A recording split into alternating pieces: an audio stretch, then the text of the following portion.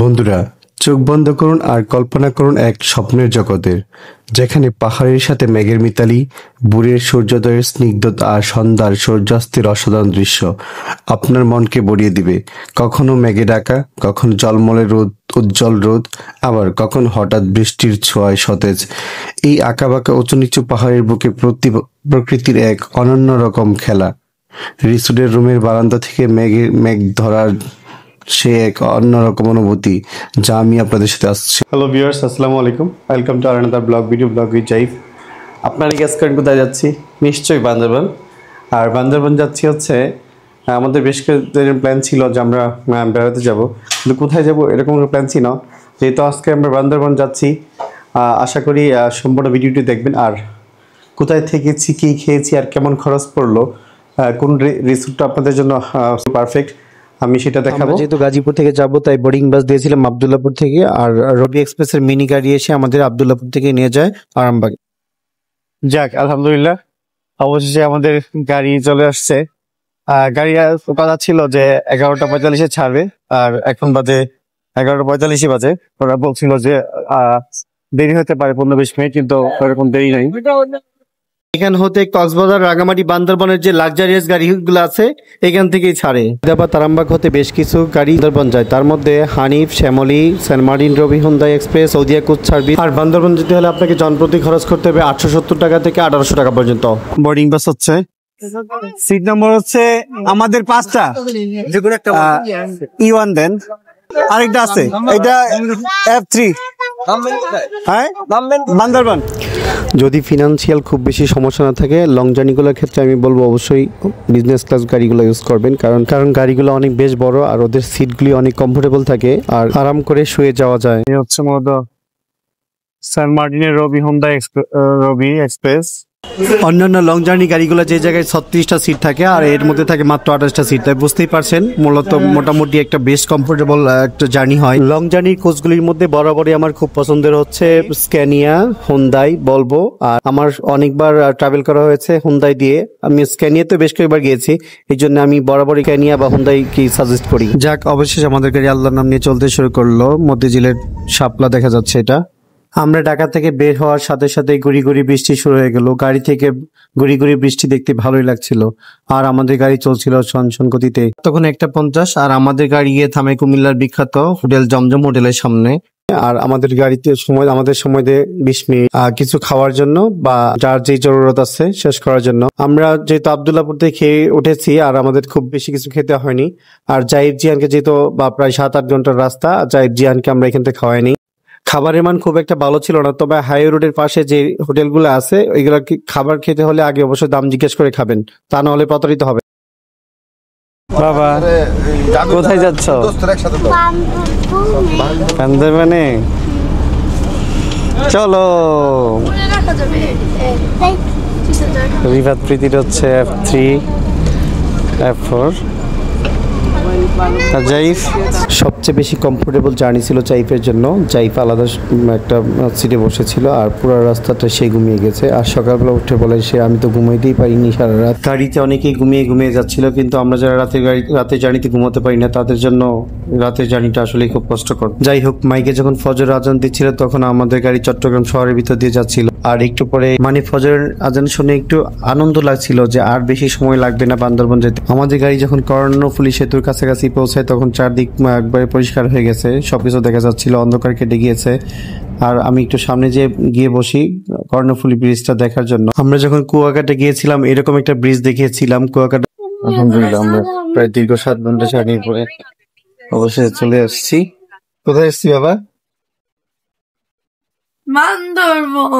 বান্দরবান। এটাই বান্দরবান। হ্যাঁ, এটাই বান্দরবান।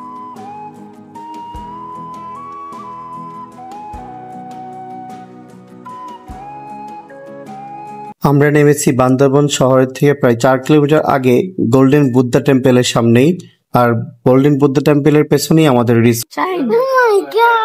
ও মাই গড।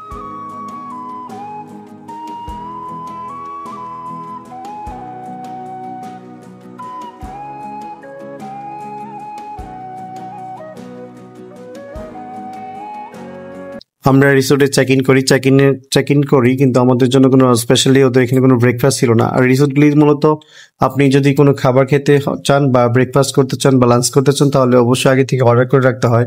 যেহেতু অর্ডার করিনি, ভেবেছিলাম হয়তো বা এখানে অর্ডার করলে অনেক সময় লাগবে, তাই বেরিয়ে পড়লাম খাবারের জন্য। আমরা যেখান থেকে গাড়িতে নেমেছিলাম তার সামনে একটা ছোট্ট একটা রেস্টুরেন্ট ছিল, নাম ছিল মুইচি রেস্টুরেন্ট। মুইচি রেস্টুরেন্ট মানে অনেকটা পাহাড়ি পাহাড়ি একটা ট্রেডিশনাল একটা নাম ছিল। আর মনে হলো যে দেখি ওরা কি খাওয়ায়। ভিতরে ঢুকে দেখলাম পরিবেশটা না একবারে খারাপ না, সুন্দর। আর খুব সুন্দর ডেকোরেশন ছিল। আর ডেকোরেশনগুলি মূলত ছিল বাঁশ আর কাঠ দিয়ে। আর ওদের খাবার খেতে হলে ওইখানে অর্ডার করতে হবে। যাই হোক, কি আর করা, এখন সকাল বাজে 10:30, পেটে ছুঁচো দৌড়াচ্ছিল, খেতেই হবে। বাস অর্ডার করে দিলাম, অর্ডার করে আবার রিসোর্টে চলে আসলাম। রিসোর্ট থেকে আবার ওরা ফোন করলো যে স্যার আপনাদের খাবার রেডি, চলে আসেন। গিয়ে খেয়েছি, খুব ভালো লেগেছে। আর রিসোর্টটা মানে রেস্টুরেন্টটা এমন সুন্দর ছিল, একবারে পাহাড় ঘেঁষে পাহাড়ের উপরে ছিল। আর ওদের কিছু ট্রেডিশনাল খাবার ছিল, খুব একটা আমরা ট্রেডিশনাল খাবার অর্ডার করিনি। আমরা অর্ডার করেছিলাম শুটকি ভর্তা আর ডিম ভর্তা, আর সাথে ডাল ছিল। আর ডালটা ছিল মিক্সড, ডিম ছিল বিদায় ডালটা খুব ভালো লাগেনি, তবে শুটকি ভর্তাটা খুব মজা ছিল। সর্বোপরি একবারে খারাপ ছিল না। আমরা আবার রিসোর্টে ফিরে যাই। আর আমাদের জার্নি ছিল প্রায় গাজীপুর থেকে বান্দরবান পর্যন্ত প্রায় 12 ঘন্টা। আর যেহেতু খুবই লং জার্নি ছিল, আমরা এই সবসময় বরাবর এরকম লং জার্নি করিনি বিদায় আমরা প্রচন্ড রকম টায়ার্ড ছিলাম। আর বাচ্চারাও টায়ার্ড ছিল, দেখতেই পাচ্ছেন ওদের অবস্থা। আর তারপর গোসল করে ফ্রেশ হয়ে একটা ঘুম দেই। আমরা 3টা দিয়ে ঘুম থেকে উঠি আর বেরিয়ে পড়ি বান্দরবন দেখার উদ্দেশ্যে। আর বের হয়ে আমাদের যে রিসোর্টের সামনে থেকে আমরা একটা সিএনজি নেই, সিএনজির সাথে কন্ট্যাক্ট হয়। আমরা যাব প্রান্তিক লেক, তারপর যাব হচ্ছে মেঘলা পর্যটন কেন্দ্র, তারপর যাব নীলাচলে। আর সারা মোটামুটি এই সময় এই 3টা স্পট ঘোরার জন্য আমরা সিএনজি হায়ার করি। আমরা সিএনজি ভাড়া করি, আর সিএনজি ভাড়া ছিল হচ্ছে 900 টাকা। আর প্রান্তিক লেক হচ্ছে আমরা যেখানে থাকি বা আমাদের এখান থেকে প্রায় 7 থেকে 8 কিলোমিটার দূরে অবস্থিত। আর প্রান্তিক লেকে ঢুকতে হলে আপনাকে অবশ্যই টিকিট কাটতে হবে। আর টিকিট পড়বে জনপ্রতি 30 টাকা করে। আর প্রান্তিক লেক হচ্ছে একটা কৃত্রিম লেক, যা মানুষের তৈরি লেক। প্রান্তিক লেক বান্দরবান জেলার একটি সুন্দর ও শান্ত প্রাকৃতিক হ্রদ। এটি বান্দরবান শহর থেকে 14 কিলোমিটার দূরে অবস্থিত। এটি মূলত একটি কৃত্রিম লেক হলেও এর চারপাশে প্রাকৃতিক সৌন্দর্য এবং নিরিবিলি পরিবেশ পর্যটকদের বেশ আকর্ষণ করে। নৌকা আছে, আপনি নৌকা চালাতে পারেন। আর এখানে জিপ লাইন আছে, জিপ লাইন দিয়ে জনপ্রতি 100 করে টাকা দিয়ে লেকের ওই পার পর্যন্ত যাওয়া যাবে এখান থেকে। বাবা কি করছো তুমি? ও তাকে উড়ে পরে দেখো, বুদ্ধি হচ্ছে তো বলো। প্রান্তিক লেক দেখা শেষ করে অবশেষে আমরা পাহাড়ের আঁকা বাঁকা আর উঁচু নিচু দিয়ে বেয়ে আমরা চলে যাই মেঘলা পর্যটন কেন্দ্রে। আর মেঘলা পর্যটন কেন্দ্রে ঢুকতে হলে আপনাকে জনপ্রতি 50 টাকা করে দিতে হবে। এই রোদ আর এই বৃষ্টি আর মেঘ পাহাড়ের খেলা, এতক্ষণ রোদ ছিল আর এখনই জমজম করে বৃষ্টি শুরু হয়ে গেল পাহাড়ে। মেঘলা পর্যটন কেন্দ্র বান্দরবানের একটি আকর্ষণীয় পর্যটন কেন্দ্র, যা বান্দরবান শহর হতে প্রায় 4 কিলোমিটার দূরে অবস্থিত। এখানে রয়েছে ঝুলন্ত সেতু, কেবল কার, বাচ্চাদের বিনোদনের জন্য রয়েছে শিশু পার্ক, চিড়িয়াখানা, আর লেকের পার চালানোর জন্য রয়েছে বিভিন্ন রকমের প্যাডেল বোট। মজার ব্যাপার হচ্ছে এখানে রাঙামাটির ঝুলন্ত সেতুর ফিল পাবেন। আমরা কোথায় আছি? মেঘলা পর্যটন আজকে আমরা বান্দরবনে আছি। বান্দরবনে কোথায়? মেঘলা পর্যটন কেন্দ্রে। পর্যটন কেন্দ্রে, পর্যটন কেন্দ্রে। হ্যাঁ, গুড। আর কোথায় উঠেছ? আর এখানে উঠেছি কেবল কারে। আর আমরা ঝুলন্ত ব্রিজ দেখেছি। আর আমরা ওই দিকে যাচ্ছি আমার হাঁটতে। হ্যাঁ, আমরা ঝুলন্ত ব্রিজ দেখেছি। ঝুলন্ত ব্রিজে অনেক ছবি উঠিয়েছি। হ্যাঁ, আর কি করেছো বলো? আর আমি খুব আস্তে আস্তে বসে আছিলাম। খুব মজা পেয়েছো? ওই যে পড়তে গেছিলাম। হ্যাঁ, ওই উপর দিয়ে গিয়েছিলাম আমরা, তাই? ওই যে ওইখানে হাঁস দেখেছো? হ্যাঁ, আমি হাঁস দেখেছি ওই যে দূরে। এই সাথী, ওই লেখাটা কই গো? লেখাটা কই?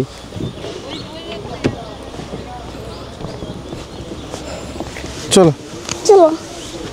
এই দাঁড়াও।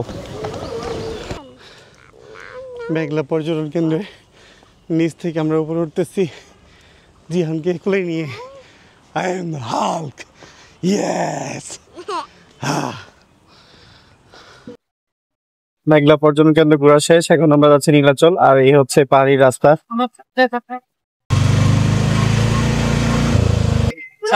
অবশেষে আমরা নীলাচল পর্যটন কেন্দ্রে চলে আসছি। এই হচ্ছে নীলাচলের পর্যটন কেন্দ্রের টিকিট, জনপ্রতি হচ্ছে 50 টাকা করে। চলো চলো বাবা। নীলাচল লাভ পয়েন্ট, এই হচ্ছে নীলাচলের লাভ পয়েন্ট। পিছলা আছে এখানে বসার জায়গা, রেস্টুরেন্ট, কফি শপ এবং কিছু কটেজও আছে যেখানে পর্যটকরা চাইলে রাত্রি যাপন করতে পারে। ওই যে ছোট ছোট সাদা সাদা কিছু দেখা যাচ্ছে, দেখতে পাচ্ছেন, ওইটা হচ্ছে বান্দরবান শহর। নীলাচল থেকে বান্দরবান শহর দেখা যাচ্ছে। নীলাচল বান্দরবানের একটি অন্যতম জনপ্রিয় ও দৃষ্টিনন্দন পর্যটন কেন্দ্র।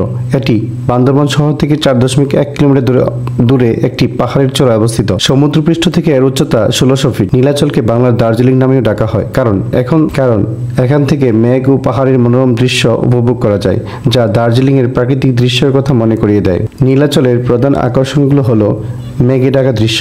নীলাচল থেকে ভোরের দিকে মেঘে ঢাকা পাহাড়ের দৃশ্য অসাধারণ লাগে।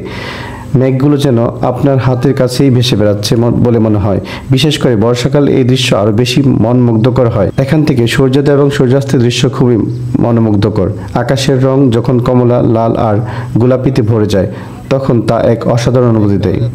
নীলাচল থেকে বান্দরবান শহরের প্যানোরামিক ভিউ, সাঙ্গু নদীর আঁকাবাঁকা গতিপথ ও চারপাশের সবুজে ঘেরা পাহাড়ের দৃশ্য খুবই আকর্ষণীয়। এখানে বসার খুব সুব্যবস্থা আছে, আর আছে রেস্টুরেন্ট, আছে কফি শপ, আর সবচেয়ে বড় ব্যাপার হচ্ছে পর্যটকরা চাইলে এখানে রাত্রি যাপন করতে পারবে, তার জন্য সুন্দর কটেজ আছে। সামনে গিয়ে দেখি একজন অন্ধ মানুষ খুব সুন্দর একটি চাট গায়ে বসে গান গাচ্ছে।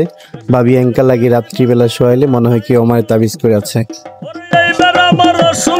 ডাক্তার ভৈরতুন নাকে মনসুরাইয়া বেড়ার করা তুই সে রাগুন জ্বালাইয়ে জ্বালাই অভাবি এঙ্কা লাগে রাতে ভাবি কি হইয়ে বড় তাবিজ কোনে সবাই অভাবি এঙ্কা লাগে রাতে ভাবি কি হইয়ে लकड़ी की गाड़ी के ঘোড়া ঘোড়া ঘোড়া ঘোড়া। পাহাড়ের মনোমুগ্ধকর দৃশ্য আর মেঘের খেলা দেখতে দেখতে কখন যে সন্ধ্যা নেমে আসলো টেরই পেলাম না। মনে হয়েছিল আরো কিছুক্ষণ থাকলে ভালো লাগতো। পাহাড়ে ঘুরতে ঘুরতে আমরা যে দুপুরের খাবার খাইনি তার মনেই ছিল না। আর তারপর আমরা চলে গেলাম শহরে, আর শহরে একটা রেস্টুরেন্ট আছে খুব ভালো, কলাপাতা রেস্টুরেন্ট। আমি সাজেস্ট করবো আপনারা ওইখানে খেতে পারেন, আমরা খেয়েছি, খাবারের মান খুবই ভালো।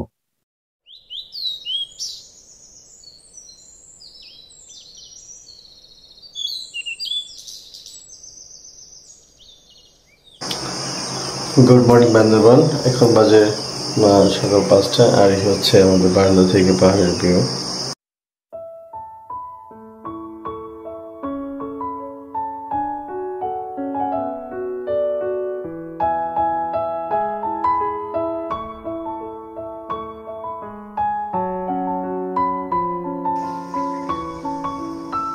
এখন বাজে সকাল 7:30, আর আমরা নীলগিরির উদ্দেশ্যে বের হবো। আর আমাদের ব্রেকফাস্ট আছে, ইনক্লুডিং আছে ব্রেকফাস্ট করি আমরা বের হবো। এই হচ্ছে লবি, অনেক সুন্দর। ছোট বাবাটা কালকে ব্যথা পেয়েছে পড়ে না? কতটুকু ব্যথা পেয়েছো বাবা? তিনটা জায়গায় তিনটা জায়গা। ও নো। আমরা এখন ব্রেকফাস্ট করতে রেস্টুরেন্টে যাচ্ছি।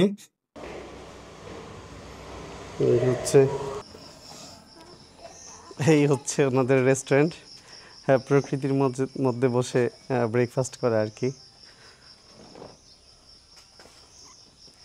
এইখান থেকে পাহাড় গিয়ে সেই যে বিল্ডিংটা, তার সাথে হচ্ছে এইভাবে খাওয়ার ব্যবস্থা।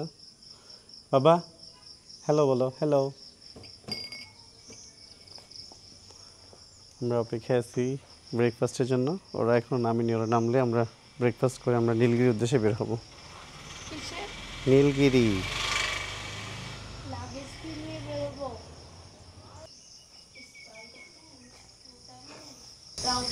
এই ছিল মূলত আমাদের হোটেলের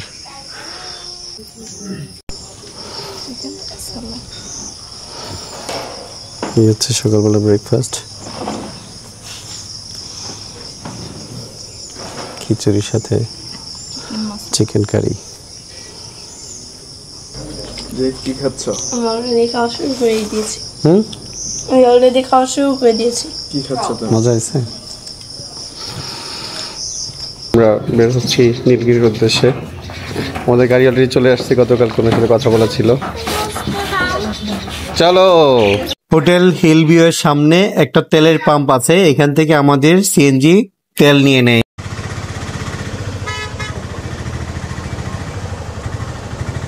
সকাল 8:30 আর আমরা বেরিয়ে গেছি নীলগিরির উদ্দেশ্যে। আর হচ্ছে বান্দরবন বাস টার্মিনাল দিয়ে।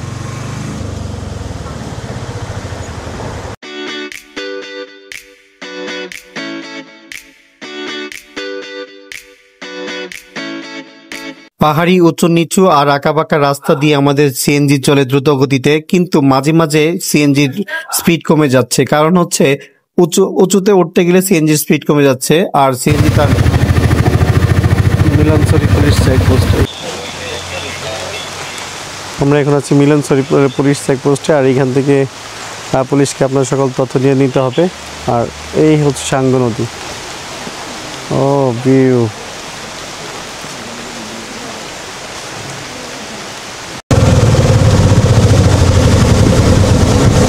আমরা এখন নীলগিরির পথে যাচ্ছি। এই হচ্ছে পাহাড়। ও নীলগিরি আরো এখনো 30 কিলোমিটার বাকি আছে, কিন্তু মেঘের দেখা এখান থেকে পাচ্ছি আমরা। একবারে রাস্তাঘাট অন্ধকার হয়ে আছে মেঘে। জি বাবা। এটা হচ্ছে ওয়াই জংশন সেনা ক্যাম্প। এখানে সেনাবাহিনীকে আপনার ড্রাইভারের যে তথ্য আছে এটা দিতে হবে, আর যে কয়েকজন গেস্ট আছে বা ভিজিটর আছে তাদের প্রত্যেকেই লাগবে না, যে কোনো একজনের নাম ঠিকানা ফোন নাম্বার নেবে, ইভেন জিজ্ঞেস করবে কোথায় যাবেন। আর ওরা যাওয়ার সময় বলে দিবে আপনারা যাচ্ছেন ঠিক আছে, কিন্তু 6টার আগে আমাদের একটা লাইন ক্রস করতে হবে, তা না হলে আমরা ক্রস করতে দিব না। আমরা প্রায় 1.5 ঘন্টা যাবত আসতেছি। আমরা এখান থেকে রুটি, কলা আর হচ্ছে ডাল ভাজা নিয়ে নিই। আর পাহাড়ি কলা সত্যি খুব মজাদার। আপনাদের সাথে একটা গুরুত্বপূর্ণ কথা বলে রাখি, আপনারা যদি 2 থেকে 3 জন বা সর্বোচ্চ 5 জন থাকেন তাহলে সিএনজি নিয়ে যাবেন। অনেকেই আছে যারা গাড়িতে বমি করে, তাদের জন্য সিএনজি পারফেক্ট। কারণ যাদের গাড়িগুলো খুব দ্রুত চলে আর পাহাড়ি আঁকাবাঁকা রাস্তা থাকার জন্য অনেকেই বমি করে। যেই মেঘ দেখতে আসছিলাম সেই মেঘ পেয়ে গেলাম এখানেই। নীলগিরি এখন আরো 26 কিলোমিটার বাকি, আর রাস্তা অন্ধকার হয়ে আছে। আমরা এখন নীলগিরি যাওয়ার পথে আছি টাইটানিক ভিউ এর সামনে। এই রে কারা কারা, দেখি দেখি। ওই ওই কিরে কিরে, বৃষ্টি। আসো আসো আসো আসো। আর আমরা মেঘের রাত্রে।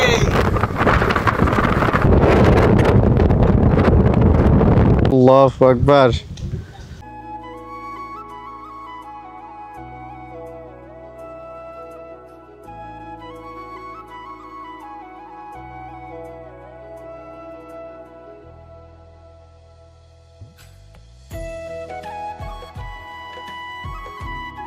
আর একটু সামনে আগাতেই ডাবল হ্যান্ডস ভিউ পড়ে, যেখানে সবাই ছবি তোলে। আমরা সময় পাইনি, অনেক বৃষ্টি ছিল, বিধায় ছবি তুলতে পারিনি। আলহামদুলিল্লাহ, অবশ্যই আমরা দীর্ঘ 2.5 ঘন্টা জার্নি শেষ করি তা চলে আসছি নীলগিরিতে। কাটতে হবে এখানে, টিকিট কাউন্টার থেকে টিকিট কাটতে হবে। কোথায় কোথায় যাচ্ছ তুমি? নীলগিরিতে। নীলগিরিতে চলো। দীর্ঘ 2.5 ঘন্টা জার্নি করে অবশেষে আমরা সেই আমাদের প্রতীক্ষিত নীলগিরিতে চলে আসছি। ভাইয়া বলতেছে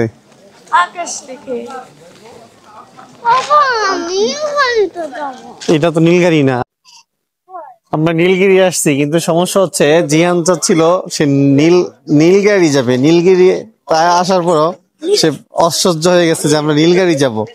ভাবতেছিল এটা মানে অন্য কিছু, যে জায়গায় আসছি এটা না।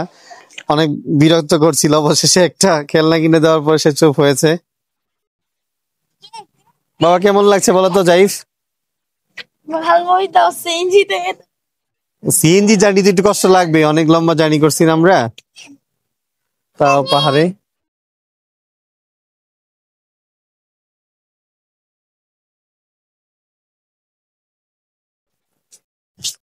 আজকে অনেক মেঘ, নীলগিরি এসেও মেঘ দেখা যাচ্ছে কিন্তু পাহাড় দেখা যাচ্ছে না। তো পাহাড়ের কিছুই বোঝা যাচ্ছে না, শুধু মেঘ দেখে যাচ্ছে আর গুড়ি গুড়ি বৃষ্টি হচ্ছে বিদায়।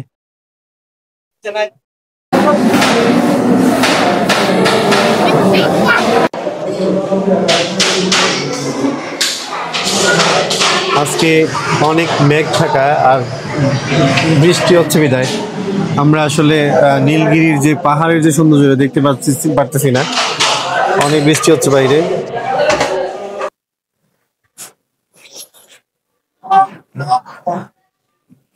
আর আমরা নীলগিরি যে হিলগিরি রিসোর্টটা আছে, রেস্টুরেন্ট আছে, এখানে আসছি। আর এখানে আপনাকে কিছু খেতে হলে অবশ্যই আগে পে করে দিতে হবে।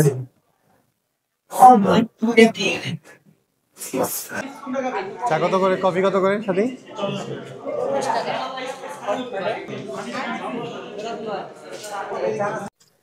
যাক, অনেক সময় একবার মেঘের ঢাকা ছিল, কিছু দেখা যাচ্ছিল না পাহাড়। অবশেষে আমরা মেঘের পাহাড়ে দেখা পেলাম, মেঘ চলে গিয়েছে এখন।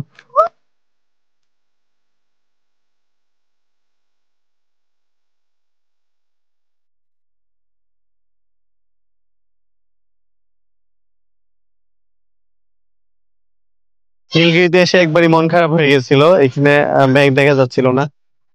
ভাবলাম পাহাড় দেখা যাচ্ছিল না, শুধু মেঘ দেখা যাচ্ছে, মেঘের জন্য পাহাড় দেখা যাচ্ছিল না। এখন মোটামুটি পাহাড় দেখা যাচ্ছে, মেঘ কেটে গেছে অনেকটা। আসল কারণ হচ্ছে বৃষ্টি কমেছে, এখন বৃষ্টি পড়ছে। এর আসলে নীলগিরি বাংলাদেশের অন্যতম উচ্চ পর্বত পর্যটন কেন্দ্র, যা বান্দরবান জেলায় অবস্থিত। এটি বান্দরবান শহর থেকে প্রায় 47 কিলোমিটার দক্ষিণ পূর্ব দিকে চিম্বুক রেঞ্জে ধনচি উপত্যকা অবস্থিত।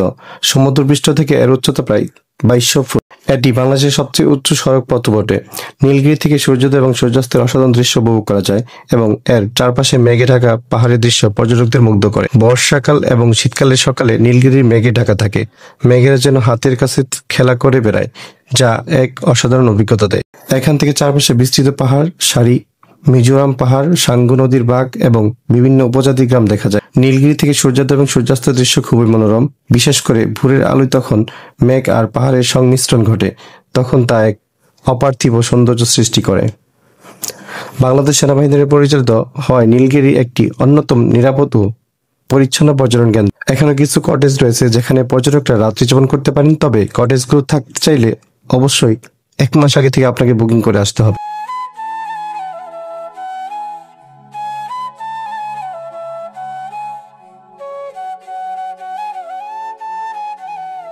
বান্দরবান শহর হতে কিভাবে যাবেন আর কেমন খরচ হতে পারে, চলুন তা জেনে নেওয়া যাক। বান্দরবান শহর হতে সিএনজি অথবা চাঁদের গাড়ি নিয়মিত যায়। আপনারা যদি 4 জন থেকে 5 জন থাকেন তাহলে আমি বলবো অবশ্যই সিএনজি নিয়ে যান, কারণ সিএনজি জার্নি খুবই আরামদায়ক। ভাড়া পড়তে পারে 2300 থেকে 2800 টাকা। আর যদি চাঁদের গাড়ি নিয়ে যান, যদি লোক থাকেন 6 থেকে 7 বা আরো বেশি, যদি চাঁদের গাড়ি নিয়ে যান তাহলে চাঁদের গাড়ি ভাড়া পড়বে 4.5 থেকে 5000 টাকার মধ্যে। পাহাড়ে আসছিলাম, মন ভালো ছিল না, যে পাহাড়ে যে মন ভালো করার জন্য, কিন্তু এইখানে এসে দেখি যে শরীরটাই ভালো না, শরীরে অসুস্থ হয়ে আছে। মন সুস্থ করতে এসে দেখি শরীর অসুস্থ।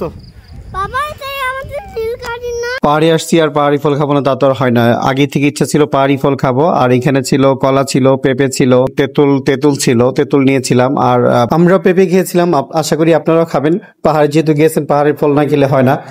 আর পাহাড়ি ফলগুলো সত্যি খুব সুস্বাদু থাকে, আর সবচেয়ে বড় ব্যাপার হচ্ছে এগুলা 100% অর্গানিক।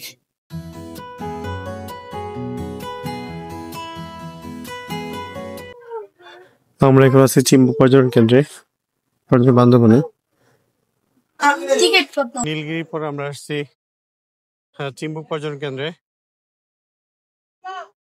আমাদের 2 পিচ্ছির এনার্জি দেখে অবাক হয়ে যাচ্ছি, সবার আগে উঠে যাচ্ছে। চিম্বুক পাহাড় বাংলাদেশের 3য় বৃহত্তম পর্বতশৃঙ্গ।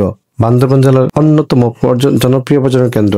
এটি বান্দরবান শহর থেকে প্রায় 26 কিলোমিটার দূরে অবস্থিত। সমুদ্রপৃষ্ঠ থেকে এর উচ্চতা প্রায় 2500 ফুট। চিম্বুককে বাংলার দার্জিলিং বলা হয় এবং এটি এর মনোরম প্রাকৃতিক সৌন্দর্য এবং মেঘের ঢাকা দৃশ্যের জন্য বিখ্যাত। চিম্বুক পাহাড়ের চূড়া থেকে চারপাশ বিস্তৃত পাহাড়ের সারি, সবুজ উপত্যকা এবং আঁকাবাঁকা সাঙ্গু নদীর মনোরম দৃশ্য দেখা যায়। বর্ষাকালে এবং শীতকালে সকালে চিম্বুক মেঘে ঢাকা থাকে।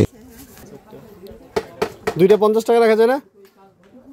মিষ্টি হবে তো? 2টা 50 টাকা রাখেন। 60 তো আপনিই বলছেন। পাহাড়ে আসছি আর পাহাড়ি ফল খাবো না তা তো আর হয় না। চিম্বুক থেকে নেমে নিচেই দেখলাম যে আনারস বিক্রি করছে, আর আগে থেকে ইচ্ছা ছিল পাহাড়ি আনারস খাবো। তবে এইবারের পাহাড়ি আনারস খাওয়া ছিল একটু অন্যরকম অভিজ্ঞতা। আমরা কখনো আনারস অনেক খেয়েছি, কিন্তু এইভাবে আনারসের মধ্যে লেবু দিয়ে আনারস খাওয়া হয় এটা কখনো খাইনি আগে।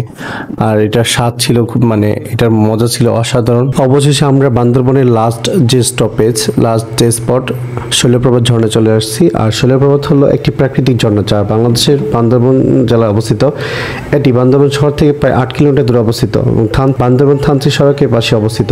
ঝর্ণার আশেপাশে বাম উপজাতির বসবাস এবং তাদের হাতে বোনা চাদর, মাফলার, বাঁশ ও বেতের তৈরি বিভিন্ন জিনিসপত্র পর্যটকদের কাছে বেশ আকর্ষণীয়। এই ঝর্ণার পানি অত্যন্ত স্বচ্ছ এবং সারা বছরই ঠান্ডা থাকে। এটি একটি সচল ঝর্ণা যার জলপ্রবাহ কখনো থামে না। বান্দরবান শহরের কাছাকাছি হয় এটি একটি জনপ্রিয় পর্যটন কেন্দ্র। শৈলপ্রপাতে এসে আমরা পাহাড়ি আম খেয়েছিলাম। খুব একটা দাম না, আমরা 20 টাকা কেজি কিনেছিলাম।